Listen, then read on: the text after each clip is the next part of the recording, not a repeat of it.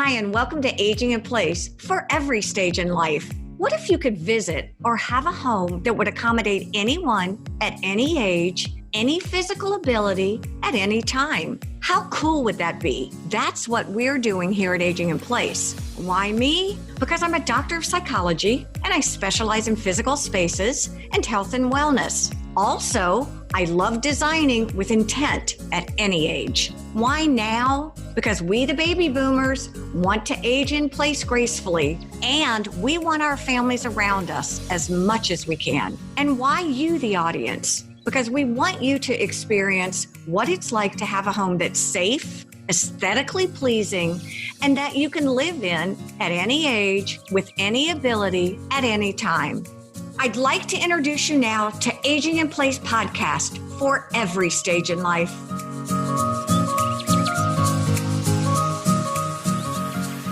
Hi, and welcome to Aging in Place for any stage in life. I am here with Randy Hunter. He is a firefighter, and I am thrilled to talk with you today. We're going to talk about all kinds of safety. But before we get started, oh, ye grandfather of a 6-month-old, tell us a little bit about your background and what you do now. So I've been in the fire service for 26 years now. I started off as a volunteer right on the coattails with my dad in a small rural department in southwestern Pennsylvania. Oh, did you? Okay. Yep. So just about an hour south of Pittsburgh. And I knew I wanted to be a firefighter ever since I was a little kid. Joined the Marine Corps, was a firefighter for the Marine Corps and crash fire rescue.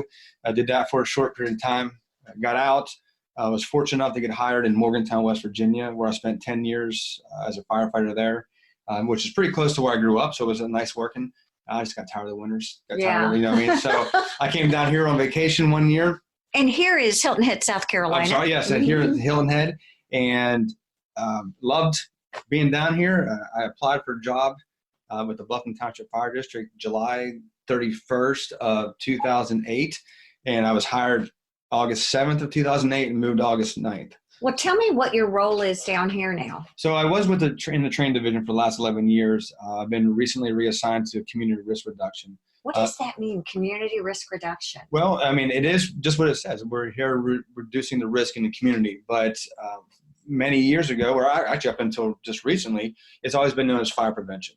That's what the fire department's there. We've been there to prevent fires. And we realize now that our overall goal is to reduce any kind of danger to our community, to our citizens. So it's now community risk. So that goes anywhere from, fire safety to hurricane prep, to trick-or-treating, making sure that people have the proper costumes on, barbecue grilling, fireworks, even though we're not supposed to use them down here in South Carolina. Perish the thought. Mm-hmm. Yeah, but that's what we realize now, that we have an ultimate goal of trying to protect our community. It does seem like the overarching role of the fire department now is just really broad and generalized. I mean, you're here today talking about aging in place, and I think the fun part for me is talking about safety in and around your home is what we're going to focus on today. And even though the podcast is Aging in Place, we're talking about any stage in life, and that's what you said. When I said that, you had the best comment. Yeah, we have a program. We shouldn't be looking at it. I don't exactly know how it's. I wish I could remember what I said earlier. No, that's exactly what you said. But we have programs from small children to very elderly people. We look at all these different aspects of what they need to learn. Captain Lee Levesque, who is great at public education. He's also in the community risk reduction, and he is out in schools all the time. He meets with kids all the time about, fire safety. Don't be afraid of firefighters. But now we're broadening that to where we're going around talking about, like we're going to talk about today, slips and falls and how to protect yourself around the home. But I think that's what makes it so, this position now is so interesting, is because we are literally out there, and when we go places, it doesn't take very long for someone to find out, oh, you're with the fire department, I have a question for you. And then there they are asking us questions on how to make things better. Well, let me ask you a question about how to position this. Initially, I was going, do we position this with, again, let's talk about little kids in the home to older kids, or is it better to do sort of a tour of a home, let's say for you? In other words, when you pull in you get a call. What would be one of the first safety issues going to that call? When you look at us coming into some, other organizations, maybe like up in Fairfax County, Virginia, for example, they have codes that say that your building, if it's a commercial structure, the numbers have to be such and such a size. Oh. They got to be contrast. And it's the same thing for our residents. We want to make sure that when the fire apparatus or EMS or police pull up in front of your house, that it's clearly marked that what your address is. I knew I put in here, I saw the one. Right. But yeah, if it was nighttime, that one outside here is a little bit difficult to see. And we just want to make sure that it's visible. So you said contrast. What does that mean? Like if you have a white house, you want black letters. Oh, got it. Oh, duh. Yeah, so it's pretty simple. I didn't know, maybe I didn't explain. No, he's shaking his head, she's laughing, so maybe, but that's, you want to make sure that if you stand on the road that your house is easily identified from the road, so when the apparatus pulls up front, boom, they know exactly where they're at. It was funny that you talk about that contrast. We had someone talking about new appliances, and some of the new appliances are actually paying attention to the contrast between the, let's say on the stove, between being able to read it with a bigger font and then color contrast so that people can actually see it more clearly and easily, right? I mean, It was pretty interesting. And I think that's what goes, no matter what we're doing. I mean, I just taught a class for fire instructors, and we're talking about making PowerPoints, and it's got to be contrast. You got to make it, everything's got to be visible, no matter what we want. We're very visual people, and we want to know what we're looking at. So when you drive in, walking into a home, what do you think of when you think of safety? What are you looking for? Well, coming from the fire department, our main thing is we hope that every house has working smoke detectors. That's, Captain Lee Levesque, when he's out there, that's his smoke detectors. That's what, we want to see every home have a smoke detector. How many, where, how often do we check them, and why smoke detector? Well, so actually I should repeat, it's smoke alarms. It's alarming us that there's smoke in the house. What we recommend so before we get in too far, we want to make sure that, because this can lead down a whole rabbit hole of 1,000 different things. So if we want to stick to certain things, we might not want to go down smoke detector or smoke alarms, but we'll go down a little bit. So what we recommend in houses now, we recommend that people sleep with their bedroom door closed. Oh. It's actually pretty amazing. Fire in a hallway, how much that door will stop and protect this room right here, for example. Okay. Now, it's easy for me to preach that, but I don't practice that because we have animals, and we are not going to my wife's not going to lock the cats out of the bedroom. Okay. Right. So what we say is if you sleep with you should have one in the bedroom with your door shut. In the bedroom? Yep. And then one outside the bedroom. Because if a fire starts in here and that door's closed, you want the smoke alarm to detect it inside this room. Good point. If the door's closed, you want one outside. That way, for something in the hallway, that the smoke is detected out there as well. Is there a rule of thumb for how many smoke detectors you can have? And I know on Hilton Head, this house was built in 58, and it's considered a really old house. But in Pennsylvania and other places, relatively. Well, and in Bluffton, this is I'm not saying, but it's an old house. It's an old house here. A lot of the new smoke alarms are hardwired in, so they end with a battery backup, and those actually come in with based on building code. Okay. But what they recommend is, and you kind of caught me off guard with this, but we'll roll with it. One per bedroom, and then they want one outside per floor. Okay. Yep. Well, that makes a lot of sense. Yeah. And where you don't want a smoke alarm is in your kitchen or above your stove. I mean, that's, I know it's a joke with the kids about it, because when you're talking to kids, you can make them laugh. And you're like, well, my wife thinks that's the food's done alarm. And you're like, they laugh. But, we got to think about it. We had a hotel built in Morgantown, and they installed all the smoke alarms right next to the showers. Oh. So someone would have a hot shower, and when they open up the shower door, it sets the alarm off every single time. So they had to go back and uninstall all these, reinstall them. Note to self. But sometimes people just don't think. They think smoke. They don't think something else is going to set it off. What about carbon monoxide? I hear more and more about that. Mm-hmm. Very, very important. Especially, do you? Is your house, well, here's what we recommend. My house, for example, is all electric. Right? Okay. So I have less of a chance of getting carbon monoxide. Doesn't mean I don't need one, because it's amazing. We had a call the other day. A gentleman went in, pulled into his garage, and has a car with a push button. Yes. Pushed the button, thought it turned off, got out, was mine somewhere else, and the car kept running. So if he wouldn't have had carbon monoxide alarm in his house, then he would have been in trouble. But luckily he did. Who would have ever thought that? We're going to have to take a quick break. Absolutely. We're going to come right back. We have a lot more to talk about here with safety and fire and all of those good things. We're here again with Randy Hunter on the Aging in Place podcast. Hi, I'm Dr. Debi Lynes. Design elements are psychologically and physically supportive and conducive to health and wellness. To learn more about what Lynes on Design can do for you, for more information on certified aging in place and facilitative and supportive design, look for us at lynesondesign.com. That's LYNES on design.com. We are back here on Aging in Place. We are here with Randy Hunter, and we are talking about safety. We're getting ready to talk about your personal favorite thing. Slips and falls. Slips and falls at any age. But you said it's one of the things you deal with older people all the time, probably your biggest call. Yeah, a lot of times, I think as we get older, a lot of people don't want to admit that they need some help or they have to look. I bought gloves. I bought glasses the other day, and I really was priding myself on never needing glasses. I'm like, yeah. And all of a sudden I'm like, I really need glasses. So when we look at things like this, I think some of our community, we really want to say, look, it's okay if you start to have a little bit of issues in getting around. We just want to make it safer for you. Okay. Everybody wants to live independently. So when we start talking about slips and falls, we want to make sure that you can go around the house and they can kind of look at their home and say, you know what, this is a potential trip hazard. If you have hardwood floors like in here, and you have loose rugs, right? So loose rugs are going to make people slip and fall. It's kind of simple. So we go around and we look and make sure we can move those things around, and we don't want them around anyways. So wait a minute. You will come in and walk my house with me? We can, absolutely. Because that would be amazing. I've got a 1-year-old grandchild, my 91-year-old dad who's here. It would be so helpful because I think oftentimes I see my house so often I don't pay attention. Mm-hmm. So what are some of the things? You said loose rugs. That makes sense. Loose rugs, you want to make sure. So as we get, and you could use this too for let's say someone breaks a leg. Okay. And so it's not just always looking at the elderly. We're looking at things that are going to make that person get through that house easier. So open concept. Make sure that they have an open area to walk. They're not going to be bumping into things. I don't know how many times I get up in the middle of the night thinking, you do something, you bump in. I've got a new watch, and I don't know, it feels like it's 4,000 times bigger. I'm bumping on every door, But those are things that we look at as we're going through. Do we have, is there a lamp in a certain area where you really want it here, but the cord sticks out? Are you cords. Restrooms, excuse me. Mm-hmm. Apologize. Restrooms, when you go in and you're getting in and out of the showers.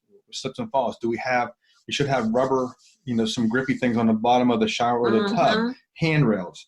Those are little things that we would love to come in and, not necessarily tell people what they need, but make those recommendations. Well, I think that's what, aging in place, I think I would love to have at any age. I'd love to have somebody come in and share with me areas that were safe and areas that probably could use a little safety update, if you will. Absolutely. And 90%, probably 100% of fire departments in our nation, if someone was to call their local fire department, they would be able to come out and do a walkthrough. We do home inspections for fire. We can do home inspections for safety. When it comes to residents, it's one of the things where we don't go around and really, hey, can we come in? Can we come in? Yeah, right. Because it's not really that a man's home is his castle, for example. Sure. So that's why we can't really enforce fire codes. But if we could invite Absolutely, you in, 100%. that would we would be encourage it. When you get calls, do you find that most of the time the slips and falls are in the bathroom or where? Bedroom, bathroom? I don't have those exact numbers, but bathroom, bedroom. That's our two main. Oh, is it really? Yeah. And a lot of times someone gets into maybe goes to the restroom or something and getting up and sitting down, they don't have anything to hold on to. Mm-hmm. So all of a sudden, lowering down, they kind of lose grip. Yes. They don't. Some people don't like that cold floor, so they put that rug there. So now we have two things. Now we're trying to steady ourselves, but then our rug slips out, and then all of a sudden they fall down.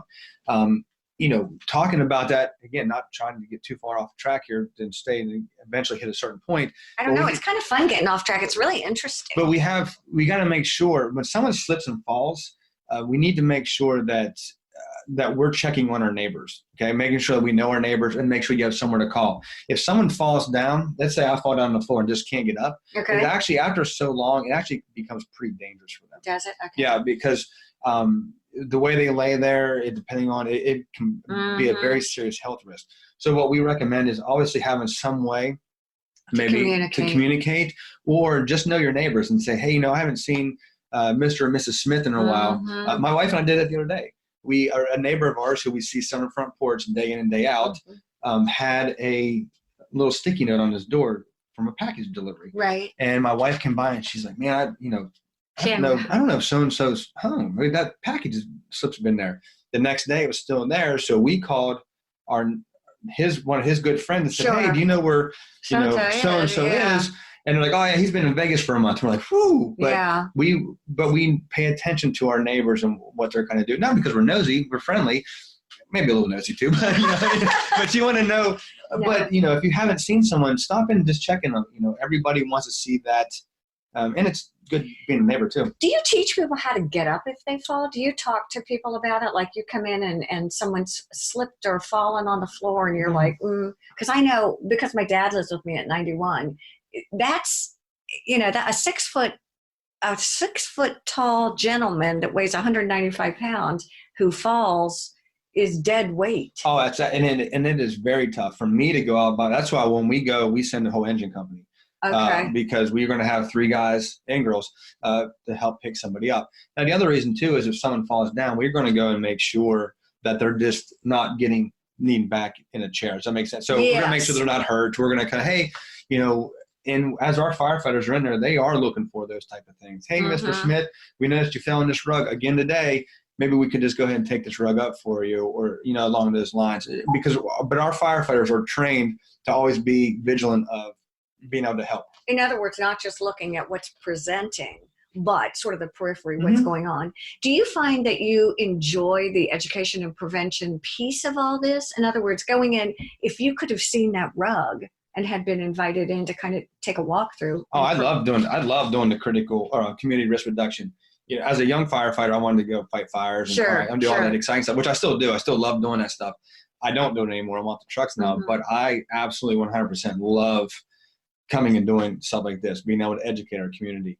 We go into our local retirement community here. I went in the other day and taught a CPR class for the security that runs that oversees the community. Interesting. But when I was in there, all of the residents saw my department vehicle, saw me in uniform, and had 1,000 questions about everything. And I could have sat there all day and talked to them, just because I enjoy interacting with the community and too being able to help. What kind of questions did you find that they were asking you, which I think is really interesting? Well, right now, a lot of questions we're getting is smoke alarms and changing batteries, and when can we help them replace their smoke detectors or smoke alarms? Okay. So we do have a program where we can go out, we'll help change batteries. What we're looking for is someone that's not physically, again, we're looking at someone living at home by themselves that can't physically get up on a ladder. So we'll go out and help them change their batteries, help replace their smoke alarms. Again, the fire service is one of the things that's awesome about it. You're talking about it's a broad scope. Is when someone calls us, we never tell them no. We have a policy that says we don't rescue cats out of trees anymore. But sure enough, if someone calls and says my cat's in a tree, guess what? We're going to send an engine company over there with a truck company, and they're going to do what they can to get that cat out of the tree, because the fire department does not tell anybody no. And we get called for maybe an elderly lady living at home by herself. Her toilet's overflowing. She dials 911. There's no one else to send, so the fire department's going to go. But luckily, we're going to go shut the water off. And more than likely, we have a plumber or somebody that's handy on the engine. And they're like, well, wait a second, ma'am, let's go ahead. Oh, here's your problem. And next thing you know, they fix the problem. And you kind of hear stories about that all through the fire service. And I think that's one of the things that drives people to be a firefighter. Oh, I think it's amazing. I want to talk about 2 things. I know we have to take a quick break here in just a minute. I'd like to talk about electrical wiring. Okay. Because and just because that, for some reason, that spooks me a little bit. Me too. Right. And then I'd love to talk about fire hazards in the house, rooms that are most likely. I guess my assumption is a kitchen. But let's talk briefly, if we can, about electrical wiring. Right now? Sure. Okay. So, well, first off, there's 3 things that I'm afraid of. Okay. Spiders, snakes, electricity. I don't mess with any of those 3. Snakes, I'm getting a little better with. So if anyone has any questions at all about electricity, first off, they need to maybe look and see if it's something with wiring, get a professional to look at it. Okay. But when we're looking at extension cords, we don't want to overload outlets. We don't want to have those, my wife actually come home the other day and she's like, hey, I bought an extension cord for our new lamp. I'm like, no, we're not putting that in our house. And she's like, what do you mean? I'm like, because it's a $3 extension cord. It's not, will it catch fire?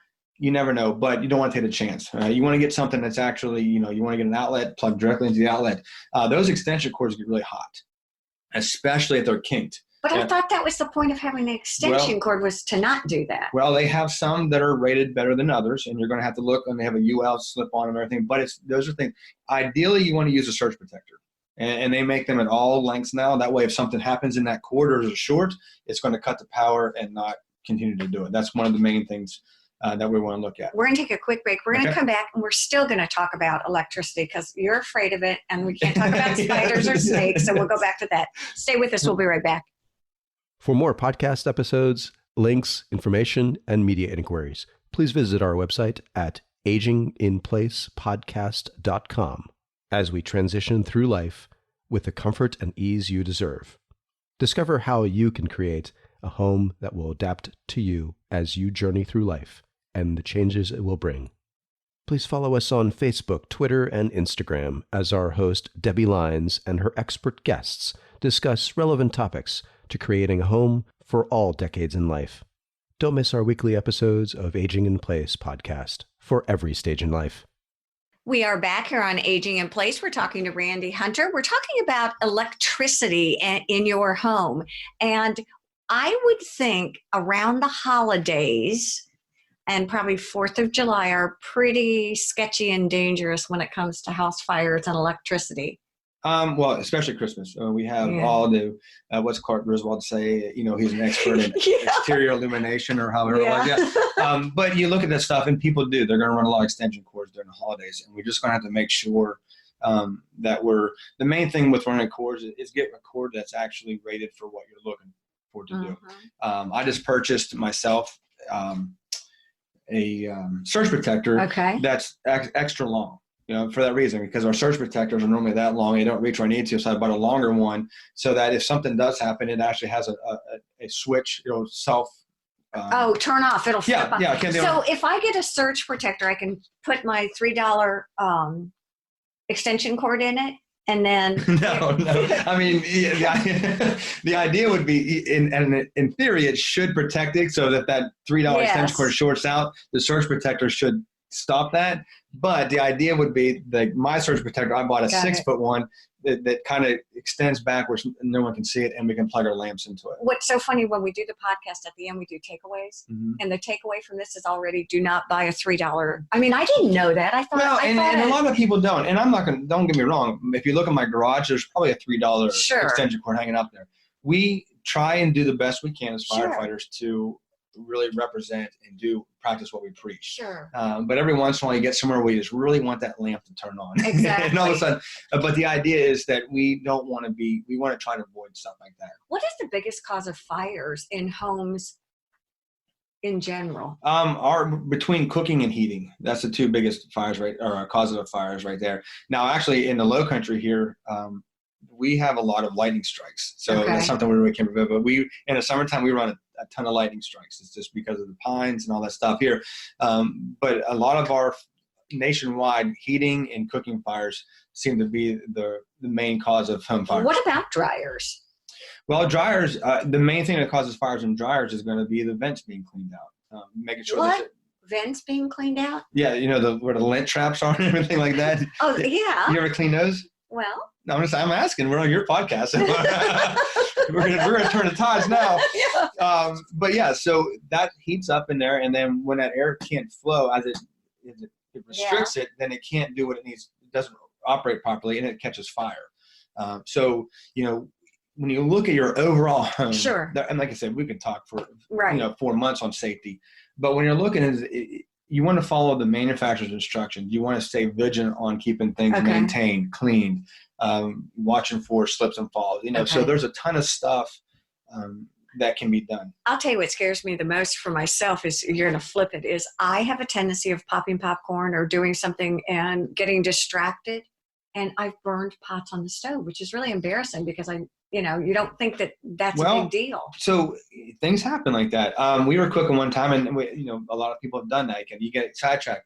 We were cooking one time at the house, and we had a wooden cutting board. Yeah. And I was doing something and needed the counter space and slid it off. We have a flat top stove. Slid it off on the stove. Didn't even think anything about it. My wife's like, something's burning. What does that smell? And I didn't realize that the burners were on, and I slid around on top of the burners. And so people do make mistakes. The idea is that we all are human. We're going to do that, but it's to try and prevent those as much as possible. Now, I would not want to come to your house if you were cooking in front of some pots on the stove. But that would not be good. Yeah, but that's something that we can, again, just trying to stay vigilant. We had a situation, and I would be curious as to how you would handle this. We were in the kitchen about a year. You would love this. We were in the kitchen about a year ago, and I was having a meeting, and I looked, and there were literally, swear to you, flames shooting out of my dishwasher. My dishwasher. Yeah. What was on fire? I guess the top panel. It had been. I had someone out to fix it the day before, and I guess something just. Mm-hmm. So I went to my laundry room and I got my fire extinguisher that was dated 1987. And I went, ooh, I'm scared to touch it because of all the spider webs. And now that I've touched it, I don't know what to do with it. And the reason I bring that up is fire extinguishers. I mean, there were flames. You think you're going to be wise in what you do and how you handle these situations. Yeah, absolutely. And, so all of these things we're talking about, you can find them through the NFPA.org, which is the National Fire Protection Association. Look, your local fire department, whatever it may be. But like I said, there's so much stuff we could talk about. Have a fire extinguisher. Make sure it's dated. Make sure you know where it's at. Make sure you know how to use it. We go into a lot of businesses, and everyone's all excited to be, oh man, we have an AED, and I'm like, oh, that's great. Where is it? Not really. And an ADD for the people who may. Oh, an automatic external defibrillator, right. Which is great that you have one, but sometimes other employees don't know where it's at. So these safety tips can go into your home, into your place of employment. If you go to a restaurant, there's just things that just be vigilant and know what you can do to be safe.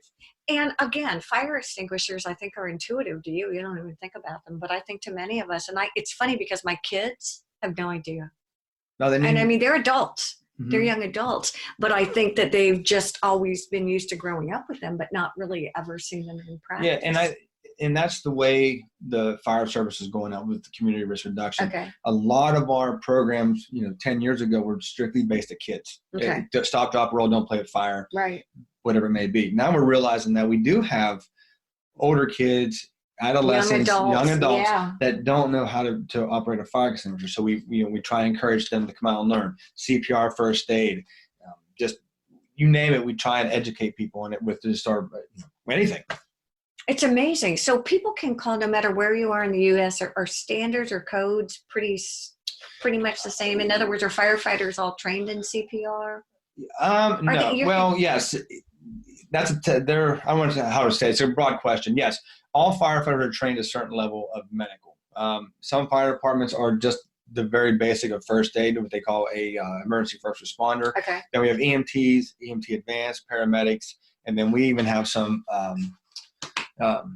like paramedics who are helicopter pilots. Yeah, we have flight medics and stuff like that actually doing part-time. So when we have all that stuff, so we are trained in all that. All firefighters are trained in basic fire prevention. Like we know how, like if you come into our youngest firefighter and say, hey, I would like to have can you tell me to use a fire extinguisher? They should be able to because that's in recruit school, they're required to do some pub ed during recruit school.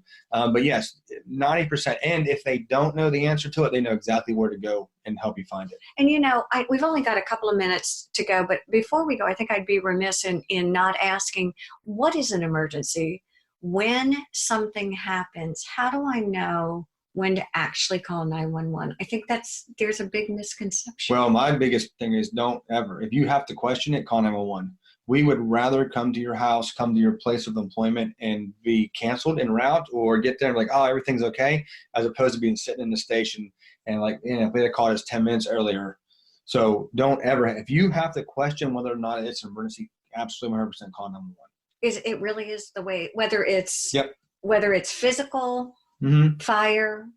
Yeah, well, because an emergency to me may not be an emergency to you, and vice versa. So I'm not going to sit here and dictate. I see what you're saying. But if somebody feels that they need help, we never, ever want them to discourage them from calling 911. We want them to call, have us come out, have law enforcement, EMS, whoever come out, assess the situation, and we'd rather go back home and making sure you're safe as opposed to not being called at all. Then on that note, what information do I need to be armed with to help you expedite this and that you can do your job and I can be more efficient with the information? Current location, what the problem is, where you're calling from. And with cell phones nowadays, we need to make sure that when the dispatcher answers the phone, that you tell them where you're actually calling from. Sometimes like the Fusky Island, maybe not a good example. It may go, the Fusky Island right now is a Hilton Head dispatch, but it may ping on Beaufort County. So where are you calling from? And so that means no matter where we are in the U.S., that same situation. It could absolutely 100%. Do you find that people don't know where they're calling? Sure, I guess. Oh, absolutely. We have a lot. This area down here, we have a lot of tourists. Hey, I see there's a house on fire. Where at? I'm not sure where, but I think it's that way. I see it all. I'm on 278 and I see dark black smoke somewhere down there. So we got to send apparatus to try and pinpoint where this, and people don't usually stay where they're at. I tell you what, the more we talk, the more questions I have. I can think of outside and gardening and all kinds of questions.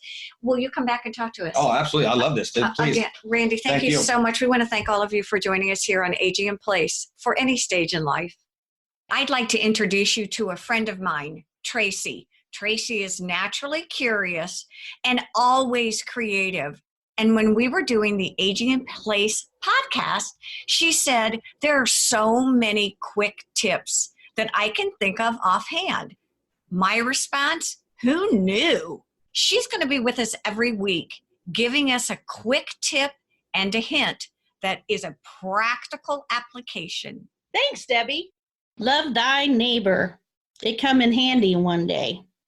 If you're friends with your neighbors, the ones right next door or even just a few houses down, come up with a system that lets them know you are okay.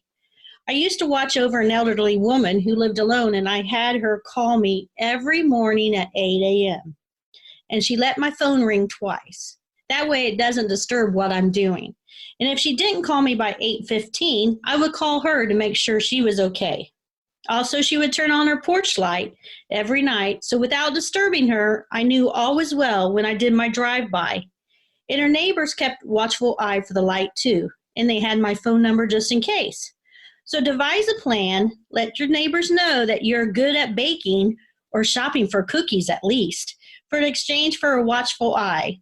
Who knew your safety could be right next door? Randy, what an amazing interview today. And talk about a takeaway. Here's the bottom line. Please, please, please check your smoke alarms and don't ever hesitate to call 911. Better to be safe than sorry. Thank you all for joining us here on Aging in Place for any stage in life. Aging in Place podcast is hosted by Debi Lynes and produced by Henrik de Gior. If you have any comments or questions, send an email to debbie@aginginplacepodcast.com. We would love to hear from you.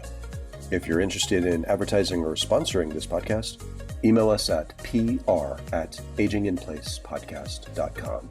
Thank you for listening to Aging in Place podcast.